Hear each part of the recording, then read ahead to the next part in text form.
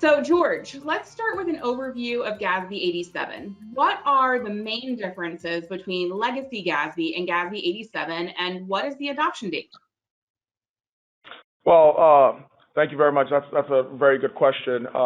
Essentially, the adoption date is going to be for fiscal periods beginning after June 15th, 2021. So essentially, GASB establishments should have already adopted if your fiscal period begins after June 15th, 2021. As far as the differences between legacy GASB and GASB 87, essentially now all leases are going to be finance leases, right? Essentially all leases are going to be capitalized as finance leases. This is also a difference between FASB and GASB. Another thing that's going to change is your lease term, right? Now your lease term are going to include any periods any renewal periods, right? So you have to look at the maximum possible lease term. This is also a difference between GASB and FASB. When you transition, you actually have to restate your prior period financials, right? So you have to actually go back and restate your whatever periods you're presenting, you're going to have to restate that. And lessors also have to capitalize their receivables, right? This is something different than goes on today under GASB, and is also going to be a difference between 842. Okay, so moving on, we got a question. What happens to existing capital leases when we transition to GASB 87? Nothing. Exactly. Nothing. It's no longer called a capital lease, it's a finance lease. Yeah, so, in theory, you've already capitalized that lease. And so you're going to carry it forward, that capitalization exercise. So if you capitalized as a capital lease 5 years ago, it's going to roll into the standard as a capital lease 5 years ago. There will not be any transition entry, assuming you accounted for this under legacy GAAP appropriately. And it's just going to change the name from capital to finance. Right. Make sure though, when you're developing your incremental borrowing rates, just keep in mind for capital leases, they are the implicit rates used at capitalization. So there will not be any incremental borrowing rates that you load for transition for GASB 87 for your capital leases. It will always be the rates that you capitalize them with initially. Got it. We talked a little bit about the administrative side of things earlier in terms of, thinking through your processes and whatnot, but can you think of anything else that our audience would want to consider in terms of, transitioning to GASB 87 and how their processes would change? Like, what are some of the process changes your clients have encountered once they've transitioned? Is it the frequency with which they do things? Is it who does what? I mean, what have you seen? Sure. So first off, whenever you're doing the implementation, you've got to come up with your policy. Once you've determined your completeness, what's your policy that you're going to disclose in your financial statement as far as we talked about your materiality, which ones are you capitalizing, what are you excluding, those types of things. Also make sure and look at your trial balance and your GL, determine what accounts that you need to add in related to the lease on both the lessor and the lessee side. Also, like you said, how frequently you would be reconciling this, whether it's monthly, quarterly, probably not annually, how new leases are going to be incorporated in here, what's the new process for that, looking at that incremental borrowing rate, making sure that you have determined what it should be, especially if it's not going to be explicit in these agreements, which I found that most of them are not. So, and I think it's going to be very common that depending on the type of lease, you're going to have different borrowing rates for different ones. So you're going to have a different borrowing rate for a 20-year lease versus a 5-year lease. So looking at that, making sure that you're able to support this. And I would recommend putting together just some type of, implementation memo that really talks about each of these individual steps, how you addressed it, how you determined completeness, who you talked to, making sure that you have a nice big inventory of all the leases that you've identified. Then obviously your evaluation of each lease as far as applicability to GASB 87, whether it's in scope or out of scope, and then looking at materiality, looking at, you know, again, what your policy is, and then how you determine your incremental borrowing rate.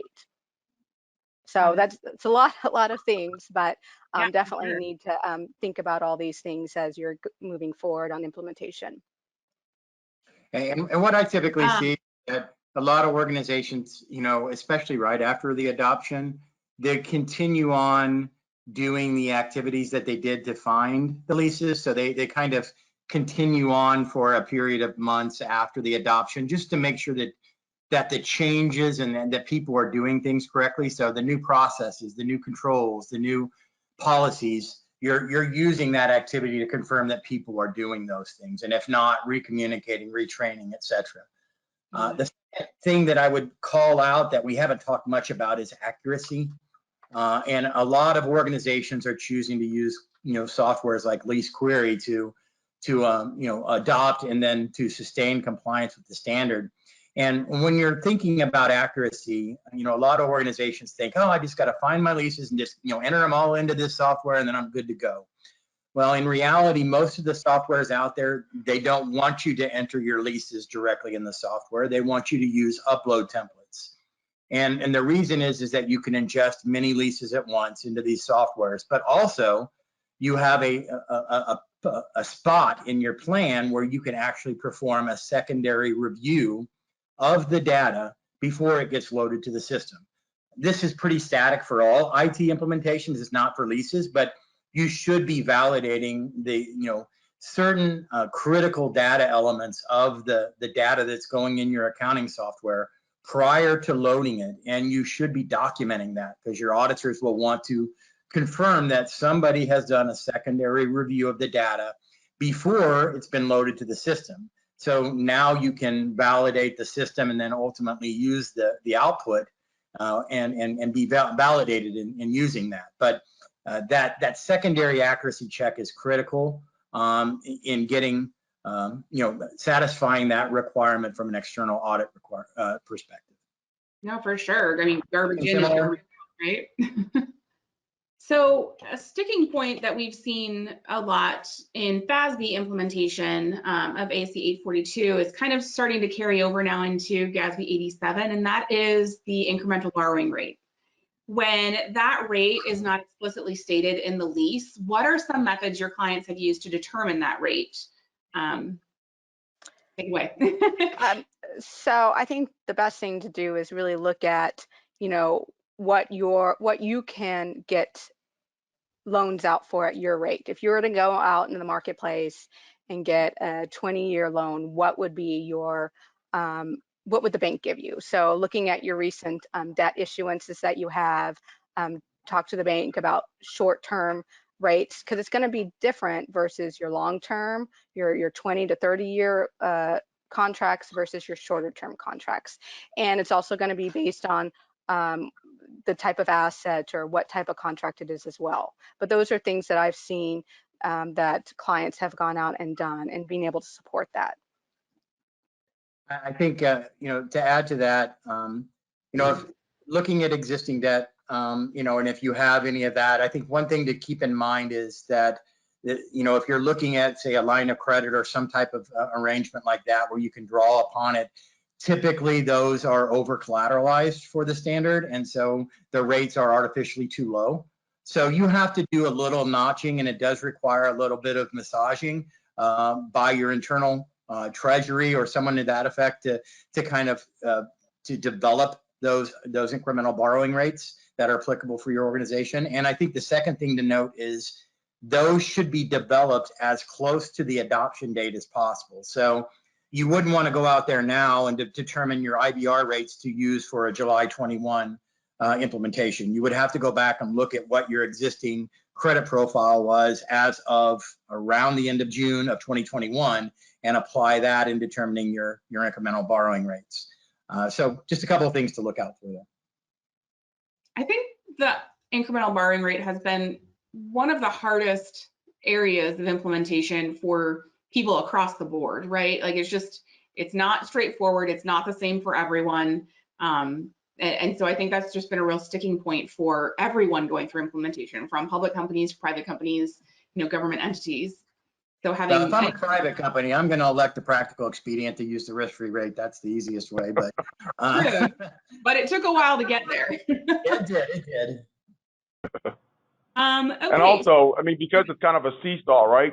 The incremental, the risk-free interest rate it's a pretty low rate, which means your liability is going to, right? That's kind of the it's give and take, right? That you're going to give. If you evaluate it yourself, you're going to probably get a rate that's higher than the risk-free rate, which reduces the liability that you have to capitalize. So that's also something to consider for private entities. Okay, so if you have a 20-year lease with a 5-year extension available, how do you determine whether you should use the 5 years in your lease term? And it says a lot can happen in 20 years. Well, I mean, Gatsby uses this reasonably certain type of language within the statement. So I think you just have to look at what is your intention, what do you think you're going to do at the time of implementation, look at historical practice. If you're in a building for 20 years and you've had this type of lease before, what did you end up doing? Did you end up extending the option? If nothing else, you got to do it at the time that you know that you're implementing it, what you think you're going to do, and just make that determination, and just make sure and be able to support whether you decided that you're going to exercise that option or not exercise the option when you're determining the term. And I've had a couple of conversations with some external auditors about this topic, specific to some of my clients, and they do see this as a pretty high bar. So if you are going to leverage what they call this reasonably certain holding period, as opposed to the contract period in how you're accounting for this, you are going to have substantive evidence to substantiate that. So it can't be, I just felt like it, or, in that context, for a 20-year lease with a 5-year option, like you said, so much can change. I don't think that there's even physically possible to be reasonably certain today what you're going to do 20 years from now.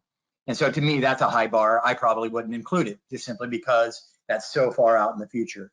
For our, ASC 842 clients, we typically, say, look, after 5 years, you really don't have a clue what's going to happen from the business. And so, including periods that extend that far out in the future, you can if you want, and if your auditors sign off on it, that's great. But I think that it's a little bit too high a bar to meet at this point. Yeah, we looked at historical data when we did it and said, if we have 150, we could refer to them as lease events, so some sort of change in the lease. If we had 150 lease events each year, how many times was that exercising an option? And we found that only about 5% of the time were we actually exercising an option versus issuing an amendment to update the terms. And so 5% obviously is not reasonably certain, and we elected not to do that. So. And that's a good point, Ellie. I think if you traditionally renegotiate leases or enter into an amendment of some support, then unless you're planning on taking the option as written in the contract, you wouldn't extend that, especially if you anticipate renegotiating the terms of that. So then in that example, if there's a renegotiation and you're not using the terms in the contract or the option, then you wouldn't record anything until you get the new contract.